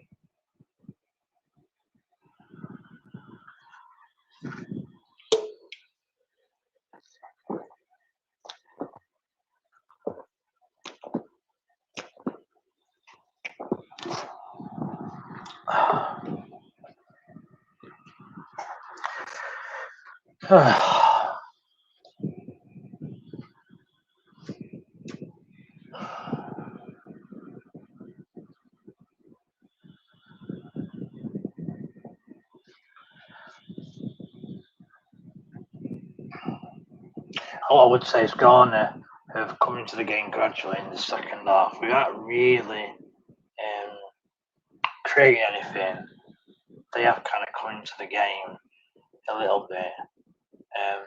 It is like the building, to be fair to him.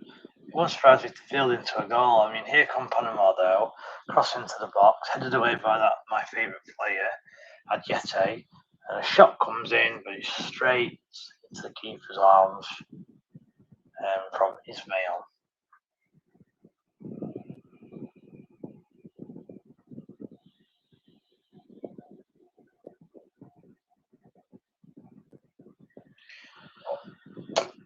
Panama have the ball back,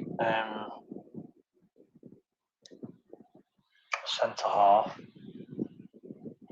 As I've said, I think if this ends up a draw, I do think both teams go out. I really do.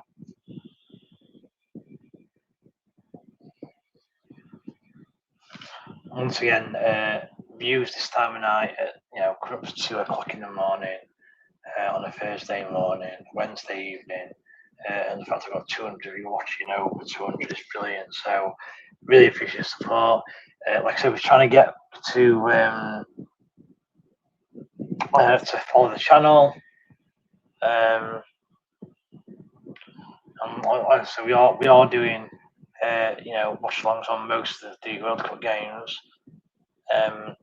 Not everyone. We are missing the odd one. Like we've not got one for the Colombia-Kazakhstan game. But we will probably have one for the Czechoslovakia game, which is tomorrow. So the thing is now we are now back to the second round of games. So Czech Republic, who obviously Czech Republic, who obviously opened or one of the first games. They are playing South Africa, who lost their first game. The shot comes in there from Panama, it's way over the crossbar. So Czech Republic take on South Africa at 5 o'clock. and then it's Switzerland v Bosnia and Herzegovina at 8 o'clock, followed by Canada at 11 p.m. So actually, on the 18th of June, which is today, we literally got 5 games of football. As Jordan Ayew's come off and Adu has come on, which reminds me of the Freddie Adu, who used to play Championship Manager. It's felt the same way. I assume it's not the same person, but yeah, Freddie Adu, who ended up not being very good, if I remember correctly.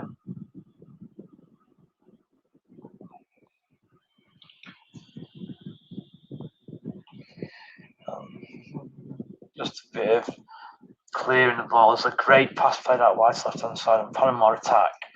88 minutes cut up to. It's the edge of the box, and again, to fair to Ghana, they've kind of got players around the ball and not allowed Panama to breathe.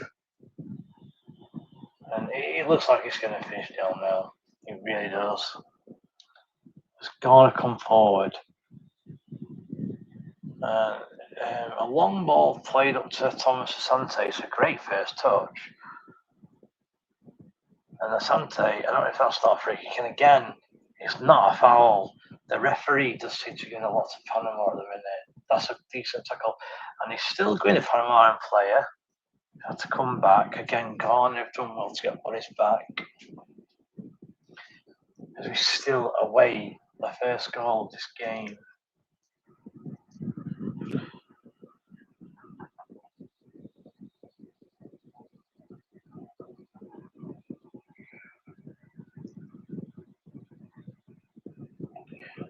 Panama, ball into the box. It's a decent, not obviously a great header away. It's come to the edge of the box and well defended by Ghana again. And it's cleared and it's well brought down by what like I do. Now then, I do into Semenyo. It's a great ball. Now that Torresante is one of the goalkeeper. Can he finish? Oh, it's a great save. The goalkeeper seemed to telegraph what he was going to do. He was offside anyway. But a chance for Thomas Asante there.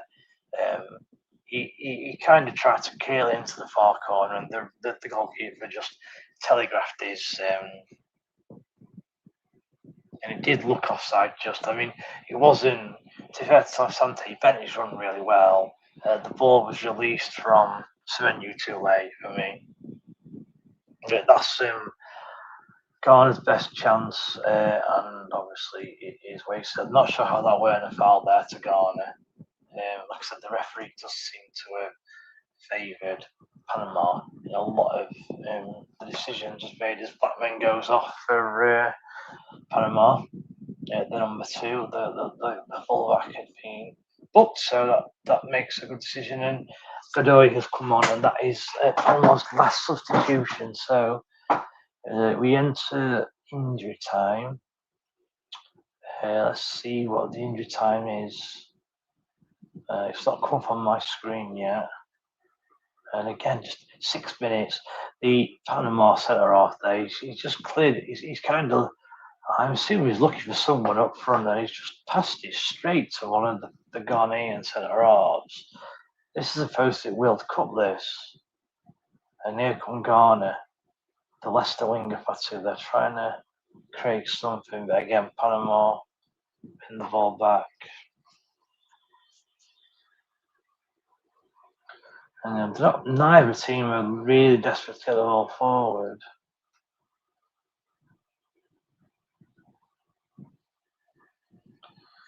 As I said, I think a 0-0 draw knocks these players out.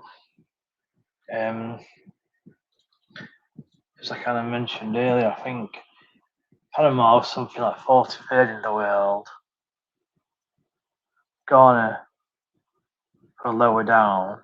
As Panama have a late corner in the 92nd minute, and they do have a late corner. I just want to know what Croatia's ranking is. So Croatia are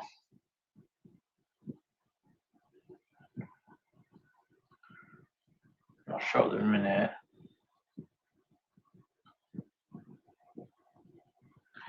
As the corner comes in for Panama, it's headed away, to be fair, very well. Again, it's the number 4 again. Adjete, a great header from him. He's been man of the match, to be fair.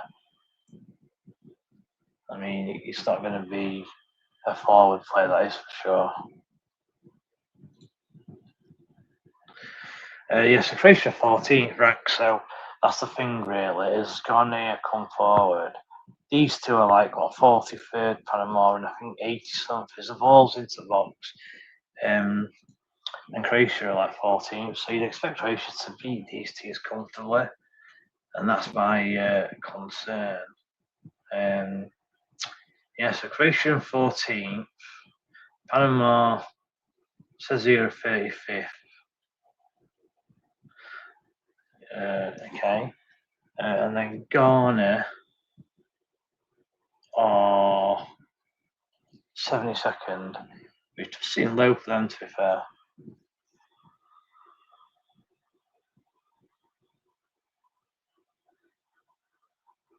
Right. Here we go. Ghana have the ball in midfield. Can they create one opportunity? There's been a match of limited chances created, as we have over 220 now watching, which I really do appreciate. It's not a foul, and Panama can break here. We've got a couple of minutes of injury time left. And again, Ghana do really well to get bodies behind the ball. It looks like it's going to finish 0-0.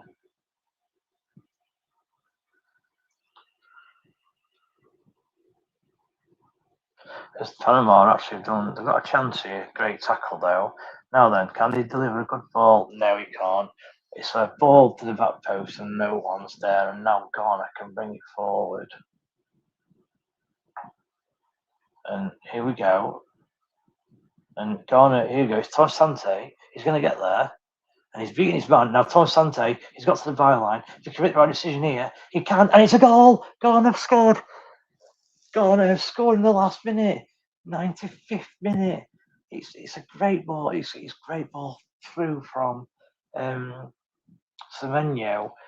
Tom Sante he got to the ball first before the Panama defender who'd committed himself. He composed himself excellently, to fair Tom Sante. He bowled it across the goal line, and it's just tapped into an empty net by, I think, Urenke. Here we go. Brilliant play there. The ball from Semenyo is into Tom Sante. His run is beautiful.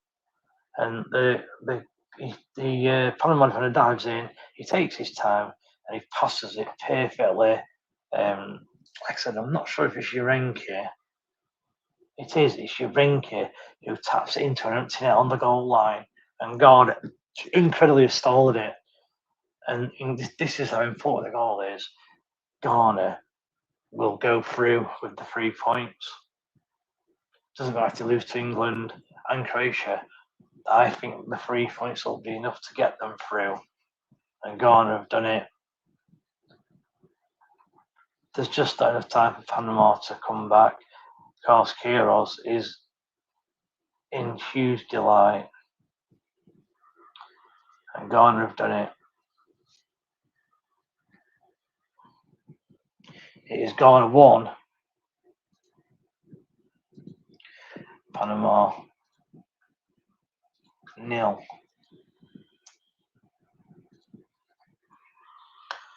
There is literally no time to play. We've still not kicked off the restart. Panama fans are absolutely gutted. It was just a counter-attack by Ghana. The Panama manager is furious. Now Ghana probably have a minute. As the goal scorer has to go off the pitch. I don't know if he's got some blood in his shirt, but the referee's told to go off the pitch. So we're nearly into the 98th minute. He's changed his shirt, and I think he's allowed to stay back on, which is interesting. The referee's allowed the player to go up and change his shirt and come back on. We're still not kicked off. We're now into the 98th minute, and we still could have now kicked off. Right, Panama have just chucked, and that's it. No, I don't know what's happening here. I think they're retaking the kickoff. Okay, here we go again. Here we go. And Panama, they probably have a minute to say themselves. It's cleared up front.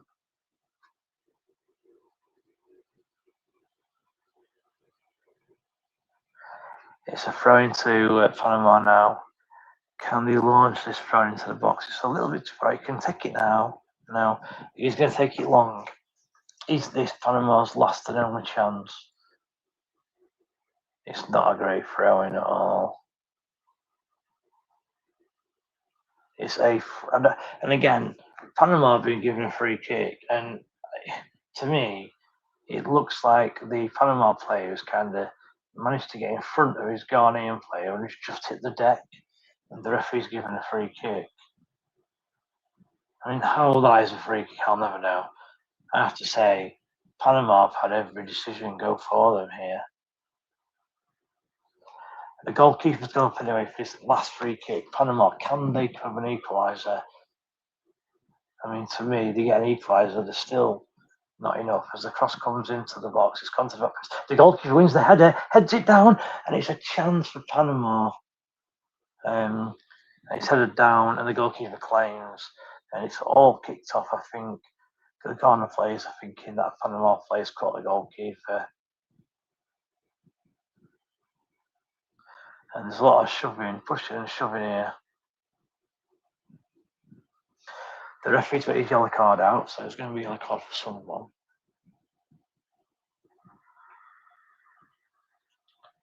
The Panama number 15 gets the yellow card.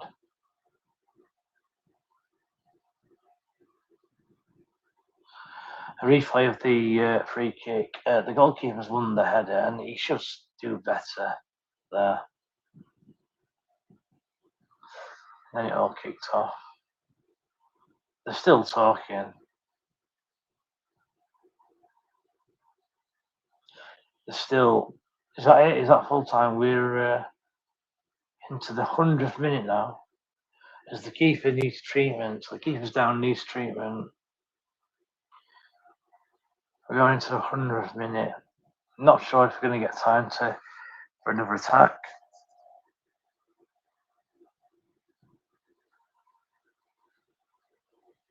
I mean, the player, he does try and kick the ball. To be fair, he doesn't touch the goalkeeper at all. And the Ghana players are enraged, but they did nothing wrong for me. He did get a booking, Carl Harvey, number 14.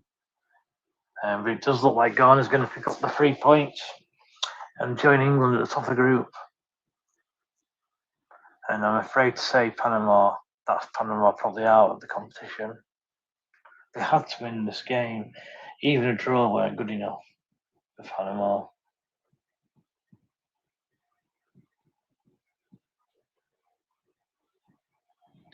But I'm afraid they are going to get that. They are going to lose this game, and it looks like they're going to get knocked out.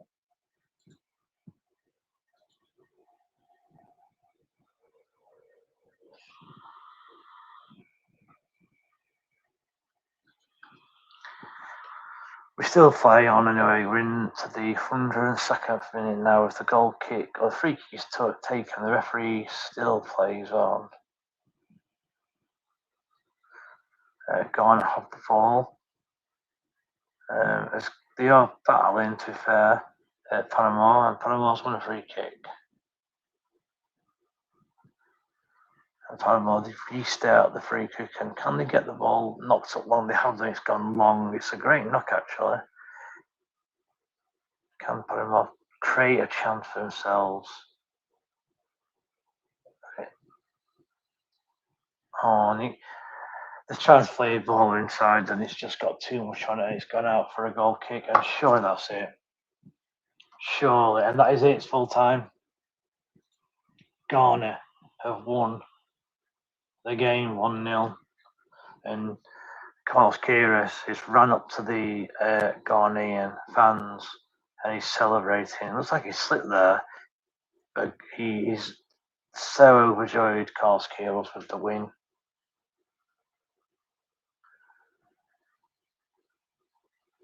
Did Ghana deserve that? Probably not. I think it wasn't a great game, probably the worst game of the tournament.